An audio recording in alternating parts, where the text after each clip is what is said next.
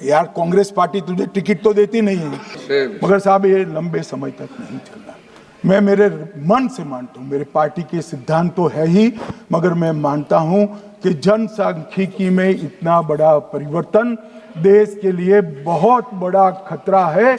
यह देश एक बार जनसांख्यिकी के आधार पर बट चुका है और हम नहीं चाहते कि आने वाली पीढ़ी ये देश के भी बंटवारे दिखे। इसलिए ये बहुत जरूरी है कि इस देश से घुसपैठ को रोकना पड़ेगा। मान्यवर, ये कहते हैं कि घुसपैठ हो रही है, भारत सरकार की जिम्मेदारी नहीं है। मान्यवर, मैं आज बताना चाहता हूँ, घुसपैठ हो रही है भारत बांग्लादेश की सीमा से। वहां पर कुल 2216 किलोमीटर बॉर्डर है, इसमें से 1653 किलोमीटर बॉर्डर बन चुकी है और 563 कहां बाकी रही है मान्यवर मालूम है? केवल और केवल एक राज्य बंगाल। आसाम का पूरा हो गया, मेघालय का पूरा हो गया, त्रिपुरा का पूरा हो गया, जम्मू कश्मीर का पूरा हो गया, पंजाब का पूरा हो गया, राजस्थान का पूरा हो गया, गुजरात का पूरा हो गया, खाली बंगाल का बाकी रखा है। और मैं आज कहना चाहता हूं टीएमसी के लोगों को भी, ये राहुल जी के साथ में रहकर घुसपैठिया बचाओ यात्रा बिहार में निकली, साफ हो गए। आप भी घुसपैठियों को बचाओगे तो वहां भारतीय जनता पार्टी का विजय तय। मान्यवर, ये कहते हैं कि घुसपैठ क्यों हो रही? आप बॉर्डर नहीं बनाने देते, फेंसिंग नहीं करने दोगे, घुसपैठ नहीं होगी। फिर भी चलो, मैं पूछना चाहता हूं कि घुसपैठ होकर सबसे पहले घुसपैठिया कहां आता है? कहां आता है? तो गांव में आता है। पटवारी को मालूम नहीं पड़ता, गांव के थाने वाले को मालूम नहीं पड़ता। इसकी मतदाता सूची में नाम डालने के लिए आधार कार्ड कहां बनता है? वहीं बनता है। उसका राशन कार्ड कहां बनता है? बंगाल में बनता है।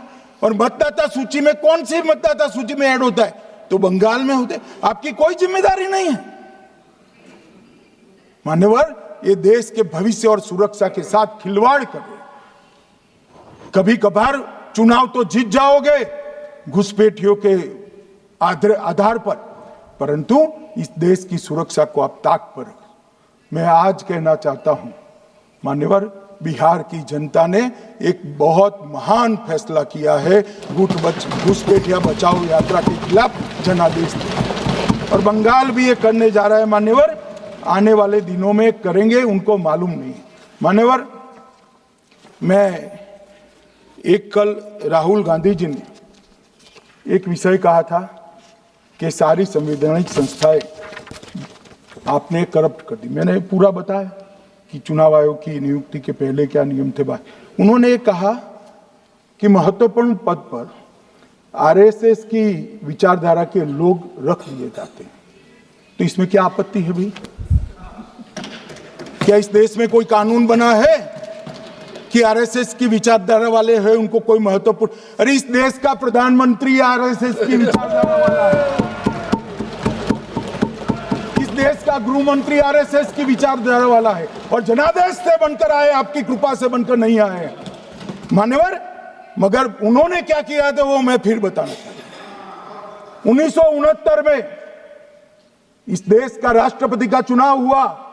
1969 में इंदिरा जी अपनी पार्टी के अंदर ही संघर्ष करती थी। पार्लियामेंट्री बोर्ड ने राष्ट्रपति के चुनाव के प्रतिनिधि के रूप में कांग्रेस पार्टी का अधिकृत उम्मीदवार बनाया श्री संजीव रेड्डी को, और इंदिरा जी ने प्रधानमंत्री रहते हुए अपने पार्टी के मैंडेट को ही डिफाई कर कहा कि राष्ट्रपति का चुनाव में वोटिंग अंतर आत्मा की आवाज से करनी चाहिए, और उन्होंने श्री वीवी गिरी को प्रत्याशी बनाया मान्यवर। और फिर हुआ क्या?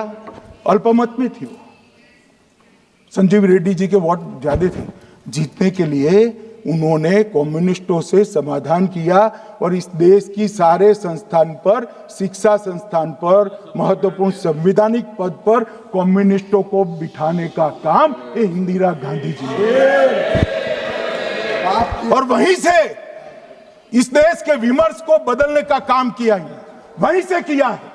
वामपंथी विचारधारा इस देश के प्रकृति को इस देश के स्वभाव को, इस देश की जनता को स्वीकार्य नहीं है और इसीलिए वामपंथी लुप्त हो गए। मान्यवर, उन्होंने इस देश के युवा धन को वामपंथी विचारधारा पर डाइवर्ट करने का काम किया है, जो 2014 से फिर से नरेंद्र मोदी जी ने इसको एक अच्छी तरीके से, लोकतांत्रिक तरीके से परिष्कृत करने का काम कर रहे हैं। मान्यवर, और ये कह रहे हैं कि आरएसएस की विचारधारा वालों को रखते हैं। कोई ऐसा कानून नहीं है मान्यवर कि आरएसएस की विचारधारा वाला व्यक्ति कोई, आरएसएस की विचारधारा क्या है? देश के लिए मरना ही आरएसएस की विचारधारा है। देश को समृद्धि के परम शिखर पर ले जाना ही आरएसएस की विचारधारा है। देश की संस्कृति का झंडा बुलंद करना ही आरएसएस की विचारधारा। ये क्या समझाते हैं?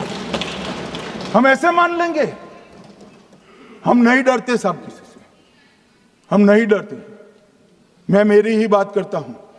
मैं तो 10 साल का था और नारे लगाता था, आसाम की गलियां सुनी है, इंदिरा गांधी खूनी है। हम तो वहां से लड़ते लड़ते आए हैं, हम नहीं डरते मान्यवर। और मान्यवर, इन्होंने कहा कि वोट चोरी से जीतते हैं, वोट चोरी से नहीं जीते हैं। आपने सर्जिकल स्ट्राइक का विरोध किया, इसलिए हम जीते। आपने एयर स्ट्राइक का विरोध किया, इसलिए जीते हैं। आपने 370 हटाने का विरोध किया, इसलिए जीते हैं। आपने राम मंदिर बनाने का विरोध किया, इसलिए जीते हैं। आपने घुसपैठियों को हटाने का विरोध किया, इसलिए जीते हैं। आपने सीएए का विरोध किया, इसलिए हम जीते हैं। आपने ट्रिपल तलाक हटाने का विरोध किया, इसलिए जीते हैं। और आप 1 नेशन 1 इलेक्शन का विरोध कर रहे हो, इसलिए हम फिर से जीते हैं। मान्यवर, 60 करोड़ गरीबों के घर में इस देश के प्रधानमंत्री जी ने घर पहुंचाया, गैस पहुंचाया, पानी पहुंचाया, शौचालय पहुंचाया, 5 किलो अनाज मुफ्त पहुंचाया और 5 लाख तक की दवाइयां मुफ्त कर दी। क्या समझते हैं कि वोट चोरी कर कर जीते हैं? इस देश के इंफ्रास्ट्रक्चर को 40 साल देख लीजिए और हमारे 11 साल देख लीजिए, इंफ्रास्ट्रक्चर को 3 गुना बढ़ाने का काम हमारे प्रधानमंत्री नरेंद्र मोदी, और इसलिए जनता हमें जिताती है। और मैं तो अभी भी कहना चाहता हूं, चले गए हैं मान्यवर, मैं अभी भी कहना चाहता हूं, यार कांग्रेस पार्टी तुझे टिकट तो देती नहीं है मान्यवर। मैं अभी भी कहना चाहता हूं, एसआईआर का विरोध करोगे तो बिहार की जगह बंगाल और तमिलनाडु में भी साफ। मान्यवर, इस 140 करोड़ की जनता का जनादेश ईश्वर का आदेश होता है। हमारे यहाँ तो कहते हैं ना कि जनता ही जनार्दन है, तो जनता का फैसला श्री कृष्ण का फैसला होता है, जनार्दन का फैसला। और वो जनता के फैसले को ये लोग वोट चोरी इस तरह की भाषा का प्रयोग करते हैं। जनता देख रही है, जनता आंख मूंद कर नहीं बैठी। मान्यवर, मैं तो धन्यवाद करना चाहूंगा हमारे पार्लियामेंट्री अफेयर्स मिनिस्टर का कि इन्होंने तो एक अलग रास्ता कर एसआईआर पर चर्चा कर ली, वरना इनका झूठ एक तरफा जनता में जा रहा था। आज